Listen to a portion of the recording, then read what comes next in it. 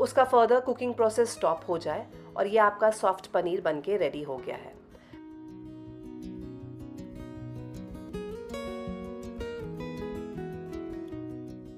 अब मैंने इसे गीले कपड़े के ऊपर क्यों डाला?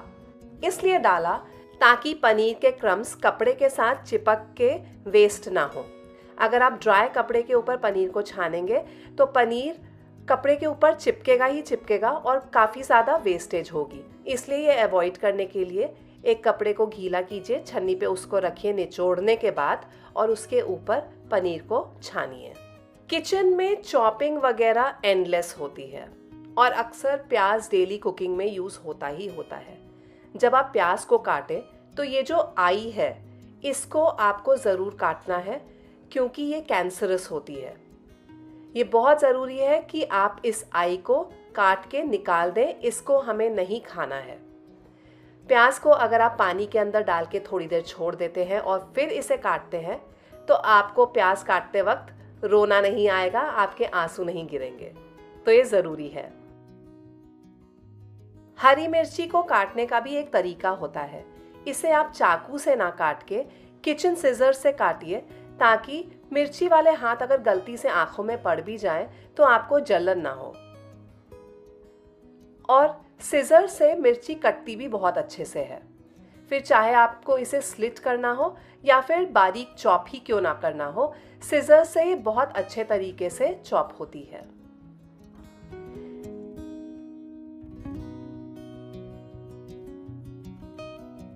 लेकिन हाँ, अगेन अगर आपको सिजर्स यूज़ करने में थोड़ी भी हिचक हो रही है तो आप अपना जो किचन में कुकिंग ऑयल यूज़ करते हैं उसको हाथों पे अच्छे तरीके से लगा लीजिए।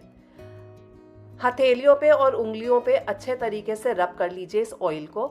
उसके बाद चाकू से आप मिर्ची को काटिए। और अब अगर मिर्ची वाले हाथ चेहरे पे या आंखों में लग गए आपको गलती से भी, तो भी आपको जलन नहीं होगी। इंडियन स्टाइल ऑफ कुकिंग में कुछ चीज़ें बहुत कॉमन है। उनमें से एक है ढक के पकाना। जब भी आप ढक के पकाएं तो ढक्कन पे इस तरीके से पानी ज़रूर डाल दीजिए। ऐसा करने से अंदर स्टीम बनी रहती है। This is actually the process of condensation. तो अगर आपको मान लीजिए आप इधर उधर काम में बिजी हो गए और सब्जी हिलाने में आपको थोड़ी सी देरी भी हो गई तो क्योंकि अंदर स्टीम बनी हुई है आपकी सब्जी जलेगी नहीं।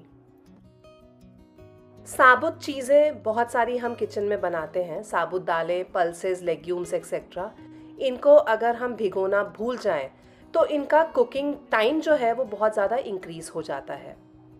तो कभी अगर आपसे भिगोना इनको रह जाए तो इनको धोने के बाद आप आधे घंटे के लिए ही सिर्फ एकदम गर्म खौलते हुए पानी में भिगो के रख दीजिए। इस आधे घंटे में ही ये सारी चीज़ें जो होती हैं जैसे चने की दाल, साबुत मूंग की दाल, छोले, राजमा, लोबिया, ये सब फूल जाते हैं। और फिर आप कुकिंग कीजिएगा, आपका कुकिंग टाइम रेगुलर ही रहेगा जितना लगता है।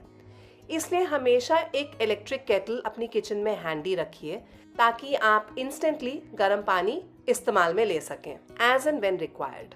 कई बार सब्जी या दाल बनाते वक्त वो बहुत ज़्यादा गाढ़ी हो जाती है तो हमें थोड़ा सा उसे पतला करना होता है। उस टाइम पे भी अगर आप गर्म पानी का ही इस्तेमाल करेंगे तो सब्जी का टेस्ट भी नहीं खराब होता है और गर्म पानी होने की वजह से काम जल्दी भी हो जाता है। इसलिए इलेक्ट्रिक केटल हमेशा हैंडी रखिए अपने किचन में। आधे घंटे के बाद ये देखिए दालें कितने अच्छे तरीके से फूल गई हैं। अब नॉर्मली जैसे भी आप कुक करते हैं ठीक वैसे ही अपने स्टाइल में अपने टेस्ट के हिसाब से कुक कर लीजिए। एक और बहुत अच्छी टिप शेयर करती हूँ और वो है कुकर से रिलेटेड। कुकर रोज़ इस्तेमाल होने वाली चीज़ है किचन में और अक्सर जब हम सीटी लगवाते हैं तो पानी बाहर निकलने लगता है, पूरी गैस गंदी हो जाती है। तो इससे बचने के लिए आपको घी इस तरीके से अंदर की तरफ सीटी के ऊपर लगाना है। बस इतना ही करना है। उसके बाद ढक्कन बंद करके रेगुलर जैसे आप कुक करते हैं जितनी सीटी लगवाते हैं लगवाइए। कोई भी स्पिलेज कुकर में से नहीं होगा और आपकी गैस भी गंदी नहीं होगी। रोटी भी इंडियन घरों में रोज ही बनती है। जब आप रोटी बेलें तो उसके बाद इस तरीके से हाथों के ऊपर इसको ज़रूर फेरिए। ऐसा करने से सारा एक्स्ट्रा आटा झड़ जाता है। अगर आप ये नहीं करेंगे तो वो सारा जो एक्स्ट्रा आटा है जो रोल करते वक्त रोटी पे लगा था वो तवे के ऊपर जाएगा और धुआं ज़्यादा उठता है पकाते वक्त।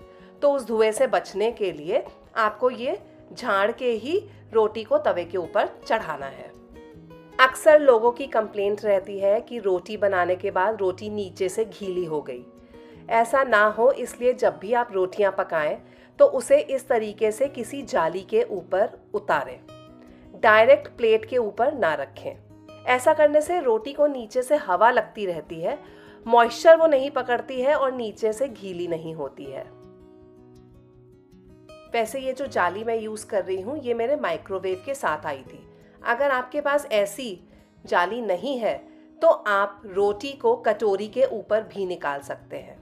ऐसा करने से क्योंकि रोटी पूरी नीचे टच नहीं कर रही है तो मॉइस्चर नहीं पकड़ती है, गीली नहीं होती है, नीचे से उसे हवा लगती रहती है। अगर रोटी आपकी बड़े साइज की है तो कटोरी की जगह कोई भी ऐसा बर्तन यूज़ कीजिए जो कि थोड़े चौड़े मुंह वाला हो और इससे भी आपका काम हो जाएगा।